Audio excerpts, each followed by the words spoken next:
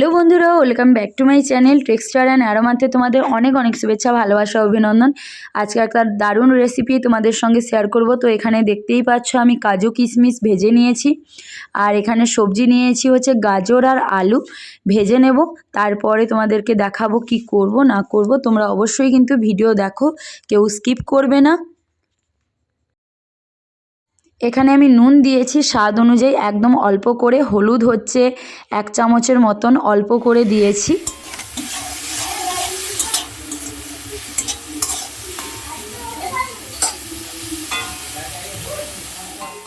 সবজিগুলো সেদ্ধ হয়েছে নাকি একটু চেক করে নেবে। আমি চেক করে নিয়েছি, সেদ্ধ হয়ে গেছে, তুলে রেখে দিয়েছি। এখানে হচ্ছে জিরে ফোড়ন আমি 1 চামচ দিয়েছি, আর হচ্ছে লবঙ্গ থেতো করে দিয়ে দিয়েছি, এলাচ দিয়ে দিয়েছি 2টো, আর এর মধ্যে আমি শুকনো লঙ্কাকে কুচি কুচি করে কেটে এর মধ্যে দিয়ে দিয়েছি। এখানে হচ্ছে তেজপাতা আমি দিয়ে দিয়েছি, তোমরা চাইলে, আমি একটা দিয়েছি, তোমরা চাইলে বেশিও দিতে পারো। আর এখানে হচ্ছে কারি পাতা আমি 1 চামচের মতন দিয়েছি, পরিমাণ মতনই দিয়েছি, তোমরা চাইলে বেশিও দিতে পারো। আর যার কারি পাতা পছন্দ করো না, যারা পছন্দ করো না তারা নাও দিতে পারো, স্কিপ করতে পারো। তো এর মধ্যে আমি পেঁয়াজ হচ্ছে 2টো দিয়েছি, বড় বড় সাইজের পেঁয়াজ কেটে এর মধ্যে কুচিয়ে দিয়ে দিয়েছি। টমেটো একটা গোটা কেটে এর মধ্যে দিয়ে দিয়েছি, দিয়ে মশলাটা এবার একটু কষে নেব। মশলা কষা হয়ে গেছে, এর মধ্যে আমি 2 কাপ সুজি নিয়েছি, নিয়ে এর মধ্যে আমি দিয়ে দিচ্ছি, দিয়ে এবার ভালো করে মিশিয়ে নেব। সুজিটা একটু ভেজে নেওয়ার পরে হচ্ছে একটু অল্প করে একটু নুন দিয়েছি, স্বাদ মতনই নুন দিয়েছি, কারণ আগে দিয়েছিলাম সবজিতে, এই জন্য এখন অল্প করে একটু দিয়ে দিয়েছি। দিয়ে আবারও ভালো করে একটু মিশিয়ে নেব।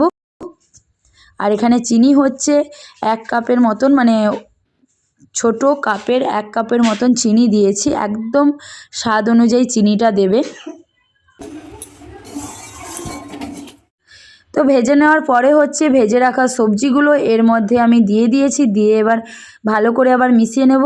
আর কাজু আর কিশমিশ যে ভেজে রেখেছিলাম আগে থেকে, সেটাও আমি দিয়ে দিয়েছি। তো প্রথমে কাজু কিশমিশগুলো কিন্তু আমি ঘিয়েই ভেজে নিয়েছিলাম।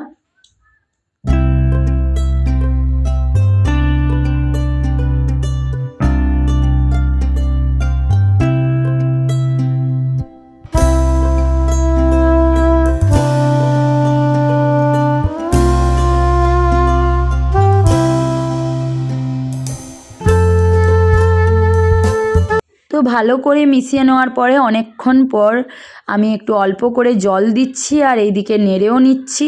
তো তোমরা দেখতেই পাচ্ছ এখানে জল অল্প অল্প করে দিচ্ছি, প্লাস ভালো করে মিশিয়েও নিচ্ছি। তো এইভাবেই আমি 1 কাপের মতন জল পুরোটাই দিয়েছি এর মধ্যে, দিয়ে ভালো করে মিশিয়ে নিয়েছি। আমি 2 থেকে 3 মিনিটের মতন হচ্ছে ঢাকনা দিয়ে রেখে দিয়েছিলাম।